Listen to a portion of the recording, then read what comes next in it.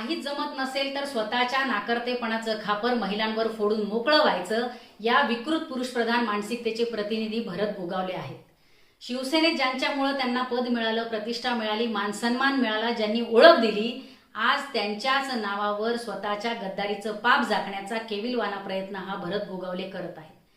महिलांनी राजकारण करू नये, महिलांनी कोणत्याही निर्णय प्रक्रियेत सहभागी होऊ नये, या विकृत मानसिकतेनं पछाडलेल्या गोगावलेंना पालकमंत्री पदासाठी एक महिलाच धोबी पछाड देते आहे आणि त्यामुळे आलेल्या वैफल्यातून आणि नैराश्यातून अशा प्रकारची वेगवेगळी बेताल वक्तव्य ते करत सुटलेले आहेत. मुळात पालकमंत्री पदासाठी ठाकरे कुटुंबियांचं नाव घ्यावं लागणं इतपत पातळी तुम्ही घालवलेली आहे. आदरणीय रश्मी वहिनी ह्या कोणत्याही राजकीय निर्णय प्रक्रियेत कधीही सहभागी नसतात, हे सगळा महाराष्ट्र जाणतो. ज्या रश्मी वहिनींनी कधी काळी तुम्हाला बहिणीसारखी माया लावली, तुम्हाला वेळोवेळी मदत केली, तुम्हाला टिळा लावण्याचं काम केलं, तुमचं आदरातिथ्य केलं, त्याच आदरणीय रश्मी वहिनींवर आपण अशा प्रकारचे आरोप करता.